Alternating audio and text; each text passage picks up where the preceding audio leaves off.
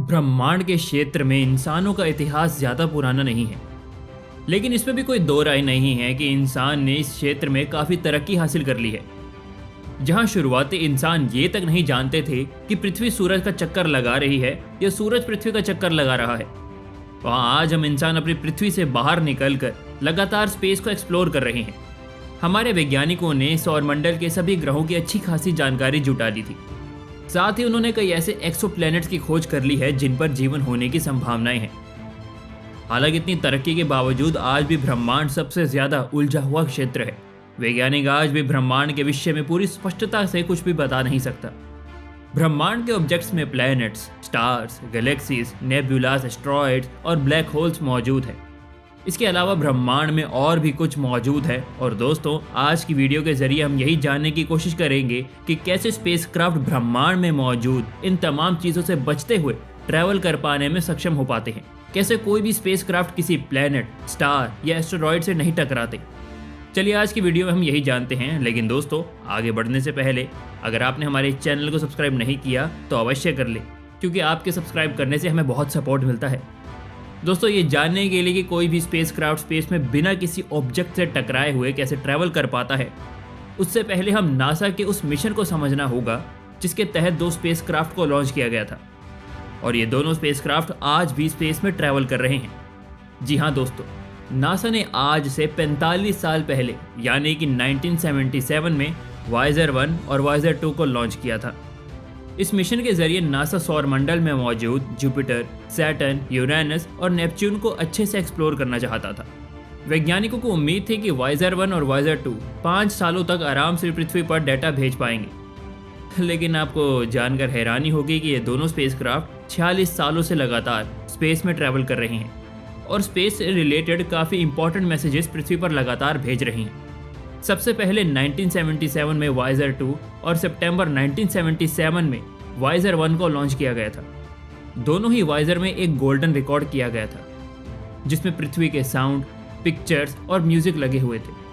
इस golden record को visor के साथ लगाने का कारण यही था कि अगर भविष्य में ये स्पेसक्राफ्ट ब्रह्मांड में मौजूद किसी दूसरे सिविलाइजेशन के हाथ लग जाए तो हमें ये पता चल सकेगा कि वाकई में एलियन एग्जिस्ट करते हैं।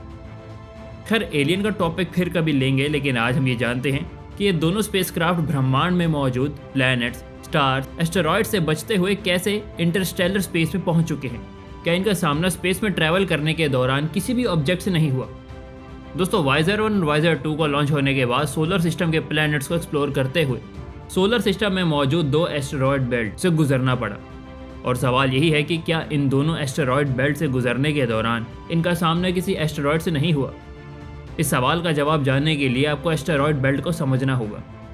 दोस्तों, ये सच है कि एस्टेरॉयड बेल्ट और क्यूपर बेल्ट लाखों की संख्या में एस्टेरॉयड्स उसमें मौजूद होते हैं, लेकिन वैज्ञानिकों की स्टडी के अकॉर्डिंग इसमें मौजूद एस्टेरॉयड्स के बीच की दूरी 1000 किलोमीटर से लेके 10,000 किलोमीटर तक की होती है।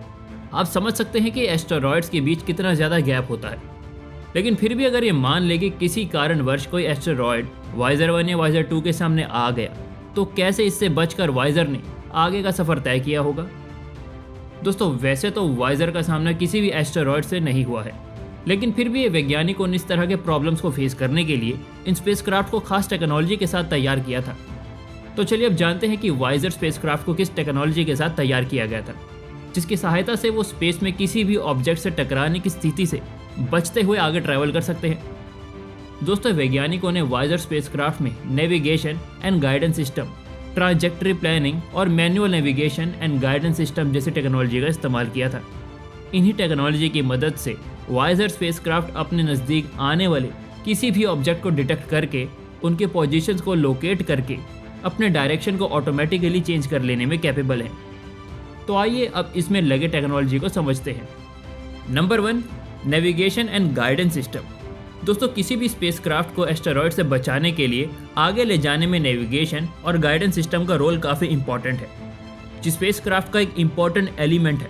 इसके अंदर स्पेसक्राफ्ट के बहुत सारे सेंसर्स, इंस्ट्रूमेंट्स और कई तरह के सॉफ्टवेयर्स इसमें लगे होते हैं, जिसकी सहायता से स्पेसक्राफ्ट के पोजीशंस, स्पीड और डायरेक्शन को रियल टाइम में ऑब्जर्व किया जाता है। इसके सेंसर की वजह से स्पेसक्राफ्ट में होने वाले प्रॉब्लम्स को मैथमेटिकली कैलकुलेशन से प्रिडिक्ट करके उनकी ट्रांजेक्टरी को टाइम टू टाइम चेंज किया जाता है और इसी प्रोसेस के कारण स्पेसक्राफ्ट स्पेस में मौजूद एस्टेरॉयड्स और दूसरे ऑब्जेक्ट से बचते हुए आगे बढ़ता रहता है। इसमें एक इम्पॉर्टेंट सेंसर भी लगा है जिसे स्टार ट्रैक कहते हैं। इसका काम स्टार्स के पोजीशन को लोकेट और ट्रैक करना होता है। ये सेंसर अपना काम स्टार चार्ट से करता है और इस दौरान अगर इसे कोई भी चेंजेस नजर आते हैं तो स्पेसक्राफ्ट डायरेक्शन को ऑटोमेटिक एडजस्ट कर लेता है।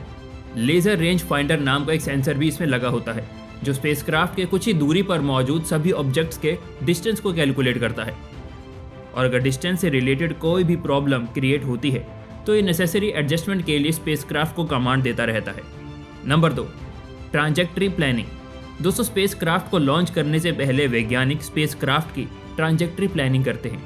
इसके तहत स्पेसक्राफ्ट के मॉडल का एक कंप्यूटर सिमुलेशन बनाया जाता है जिसकी सहायता से स्पेसक्राफ्ट को स्पेस में किस तरह के प्रॉब्लम्स को फेस करना होगा इसे समझा जाता है। ट्रांजेक्टरी प्लानिंग के जरिए ही स्पेसक्राफ्ट को एस्टेरॉयड्स और बाकी ऑब्जेक्ट्स का पता चलता है। इस प्रोसेस के बाद ही स्पेसक्राफ्ट को लॉन्च किया जाता है। ट्रांजेक्टरी प्लानिंग में एक कॉमन मेथड भी यूज होता है जिसे ग्रेविटी असिस्ट कहते हैं। इस मेथड की सहायता से वैज्ञानिक स्पेसक्राफ्ट को डायरेक्शन और स्पीड देते हैं जो कि उन्हें दूसरे प्लैनेट्स और सेलेस्टियल बॉडीज की ग्रेविटी से मिलती है। Number 3, manual navigation and guidance system. Trajectory planning के बाद भी स्पेसक्राफ्ट का एस्टेरॉयड से टकराने का खतरा बना रहता है और इस खतरे को manual navigation and guidance system की सहायता से दूर किया जाता है। इसकी मदद से स्पेसक्राफ्ट की स्पीड और डायरेक्शन को आसानी से चेंज किया जाता है जिसकी वजह से स्पेसक्राफ्ट एस्टेरॉयड से बचकर आगे निकल जाता है। इस सिस्टम से स्पेसक्राफ्ट के डायरेक्शन को एकदम से बदल दिया जाता है जिससे वो डेंजर जोन से बाहर निकल जाता है। कई बार इस सेंसर को पूरी कमांड मिलती है जिसके अकॉर्डिंग ये ज़्यादा प्रॉब्लम को डिटेक्ट करके स्पेसक्राफ्ट के रूट को ऑटोमेटिकली बदल देता है। तो दोस्तों, इस तरह से टेक्नोलॉजी से लेस स्पेसक्राफ्ट स्पेस में बिना किसी ऑब्जेक्ट से टकराए सेफ ट्रैवल करते हैं। वाइजर 1 और वाइजर 2 भी इन्हीं टेक्नोलॉजी के बदौलत सोलर सिस्टम से निकलकर इंटरस्टेलर स्पेस में पहुंचते हैं। वैज्ञानिकों के अकॉर्डिंग कुछ समय बाद हमारा संपर्क वाइजर 1 और वाइजर 2 से टूट जाएगा। हालांकि संपर्क टूटने के बाद भी उनका सफ़र जारी रहेगा। वो तब भी स्पेस में घूमते ही रहेंगे। उनसे संपर्क टूटने के बाद भले ही हम वाइजर 1 और वाइजर 2 के सफ़र के बारे में नहीं जान पाएँ, लेकिन हो सकता है कि स्पेस में वाइजर का सामना किसी अन्य सिविलाइजेशन से हो जाए और फिर वो सिविलाइजेशन वाइजर पर लगे गोल्डन रिकॉर्ड को हासिल कर ले जिससे कि वो सिविलाइजेशन हमारी पृथ्वी को ढूंढते हुए पृथ्वी तक आ जाए। और अगर ऐसा होता है तो एलियन के एग्जिस्टेंस की गूंथी सुलझाना आसान हो जाएगा। तो इसी तरह से आपने आज की वीडियो के माध्यम से जाना कि कैसे कोई भी स्पेसक्राफ्ट स्पेस में किसी भी ऑब्जेक्ट से टकराए बिना ट्रैवल करते हैं। हमें उम्मीद है कि आपको ये वीडियो पसंद आया होगा। वीडियो को ज़्यादा से ज़्यादा लाइक करें और ज़्यादा से ज़्यादा शेयर भी करें। मिलते हैं अगली वीडियो के साथ, तब तक के लिए धन्यवाद।